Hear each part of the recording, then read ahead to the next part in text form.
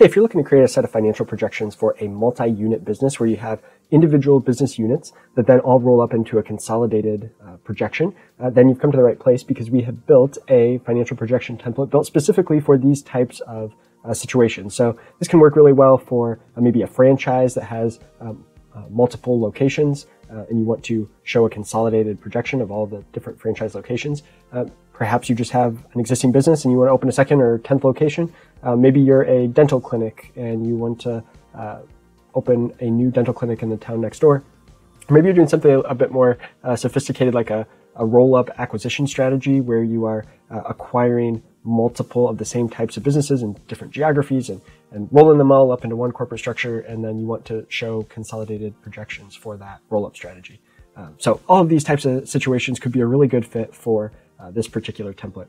I'm going to walk you through how to use it, how to fill it out, and hopefully answer questions that you have along the way. But before I do that, just a little bit of background. My name's Adam Hoeksema. I'm the co-founder of Projection Hub. And over the last decade, we've helped over 50,000 entrepreneurs create financial projections for potential investors and lenders for all sorts of different industries.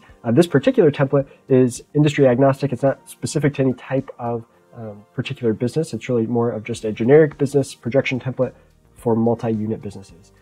And so I put a link in the description of the video below to this particular template, so you can go down there and grab that. While you're down there, it'd be great if you subscribe to our channel and like this video so we can help other entrepreneurs find this tool.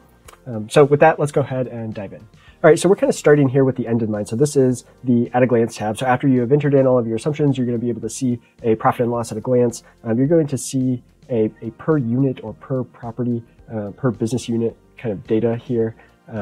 You will see some different graphs and charts, and then you're going to get a 5-year income statement summary. I'm going to zoom in a little bit. 5-year income statement summary, 5-year cash flow summary, and a 5-year balance sheet summary here as well.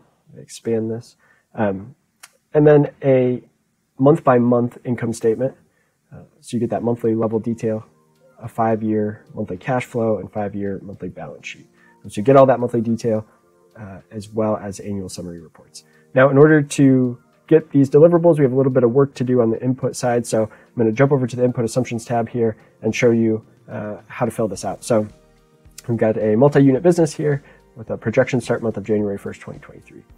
And we're assuming maybe in this example, maybe we are a multi-unit franchise and we've got plans to raise additional investment to put into the business and roll out additional franchise units. So we put in $1 million here in month 1, and then at the beginning of year 2, we're going to raise $2 million. Beginning of year 3, we're going to raise $5 million. So we've got these different investment rounds. You could put in inventory assumptions. So if your business does hold inventory, you could put in a beginning inventory balance as well as a average inventory carried as a percentage of sales. So for example, if you have 1 month worth of inventory on hand, then you probably want to put in 100% here as the average inventory carried as a percentage of sale. We've got terms for accounts receivable and accounts payable here as well. All right, so in this first box, what we're going to do is we're going to put in fixed assets other than the business units. So this would be like the corporate office, maybe the corporate furniture and the corporate office leasehold improvements, kind of the assets that kind of stand above any individual business unit, okay? So that's what you want to enter in here.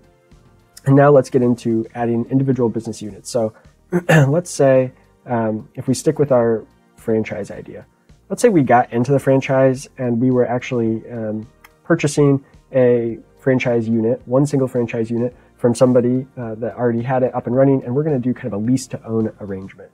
So we're not purchasing it outright, we're just paying a lease payment to the current owner. Maybe that's how we got our foot in the door in the industry. And so we've selected from this drop down that it's a leased.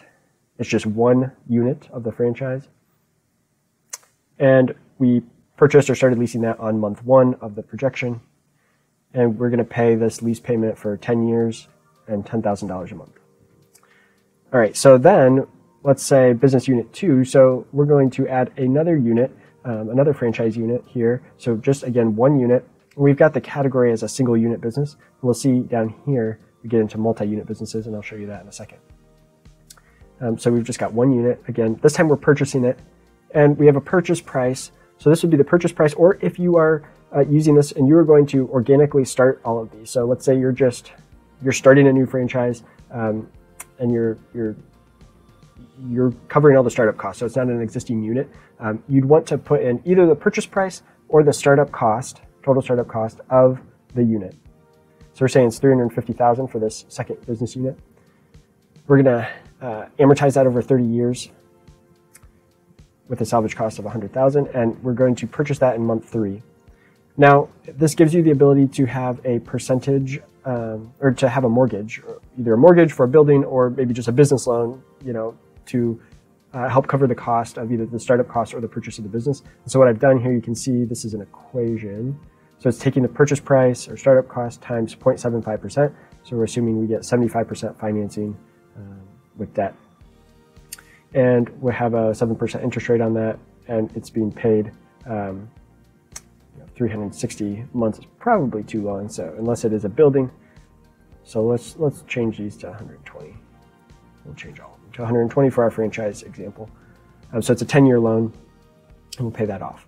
Okay, and now we're doing the same thing with business unit 3. We're opening that on month 9. Same thing, financing 75%. But here, now we're getting to business units 4 through 10. So now let's say, again, if we use this franchise idea, maybe there's another franchise owner that has, if we're opening Jimmy John's franchises, maybe there's another owner that already has 7 units already operating. We're going to acquire those 7 units from them. So you could use this template to acquire those 7 units, or you could say, hey, we're going to go crazy. We're going to raise a bunch of money and we're going to open 7 new units all at once. You could do that too in this example. So you're saying, hey, we're going to purchase 7 units. The price per unit is $500,000. And we're going to do that on month 13. And we're going to finance, again, 75% of the cost of each unit.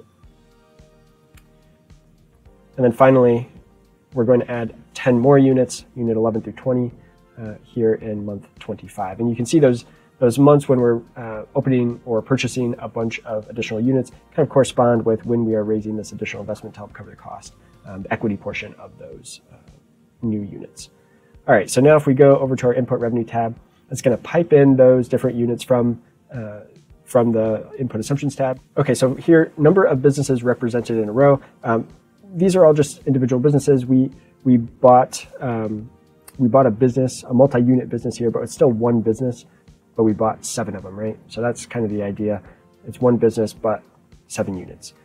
And then this is going to ask us, what's the first month of revenue that we're expecting to generate revenue?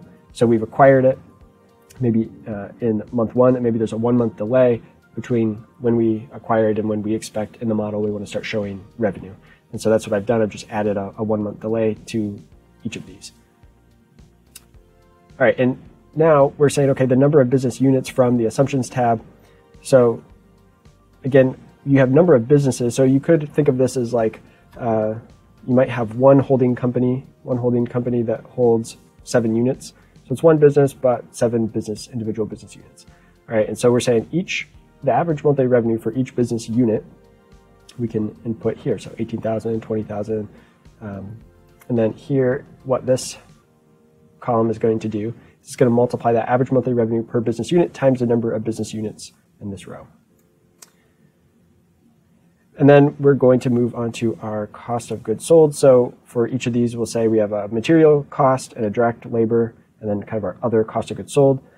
And I just assumed, hey, let's assume a 25% material cost for this business. So if it's a food franchise, maybe that's your food cost, 25% food cost, and a direct labor cost of 22% is what we assumed here. So, and then maybe you have some other cost of goods sold that you want to make sure you enter in. There's a spot for that. Also, I'll give you a spot to put in property tax cost if that's relevant for your situation, and any other kind of direct costs per unit costs. All right, so that is going to then come down here and show us our projected revenue. And we kind of see this calculation table here. That's going to be, as new units come online, we'll see the revenue from those units, and all summed up here to our total revenue and our total cost of goods sold. All right, let's move on to our input other expense tab. Now, in this situation, we can add expenses as either a fixed amount a per business amount or a per unit amount or a percentage of total revenue. So we're saying, hey, we're going to spend on general marketing, we're going to spend $1,000 a month at the corporate level, and then we're going to spend $150 in local marketing per business unit.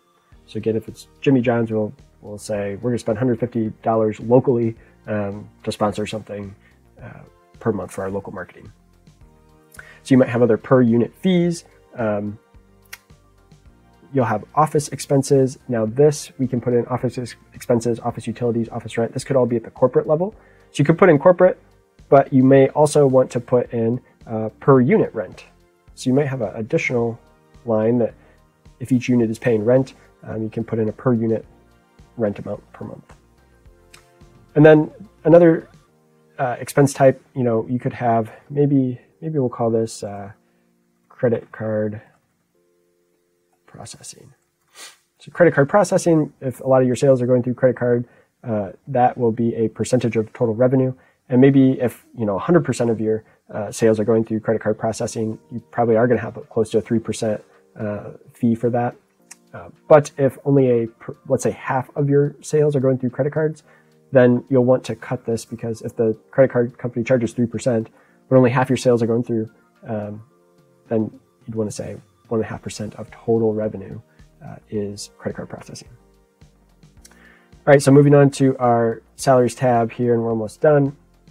We can enter in specific salary positions here, and you can pick the start month that they'll start, as well as what month they would end. Now, this should be corporate level salaries. You don't want the business unit salaries. Those should already be kind of taken care of in the business unit expenses here, and the direct labor for each business unit, or over here you could add salaries per unit as well if you'd like to. So once we've done that, we're back to where we started here at the At a Glance tab, and you'll be able to see how the consolidated view of all of these business units as they kind of ramp up. And you'll also be able to see, I think a key thing you want to look at is your cash flow statement, and make sure as you're adding in these new units that you stay cash flow positive. So you've got the cash at the beginning of the period up here in this row. And what we'll want to make sure of is that it stays positive. So even as we add in here this cash paid for a new unit, we have a cash outflow of $450,000. But since we had 1.2 million in the bank, we are still cash positive here. So I hope that's helpful. Please leave a comment in the comment section of the video below if you have questions that would be useful for everyone, so that others can learn. I'm sure others will have similar questions as you, and so we'll answer questions there. Also, you can feel free to reach out to us directly at support@projectionhub.com, and we'll try our best to answer questions about your specific situation. So thank you.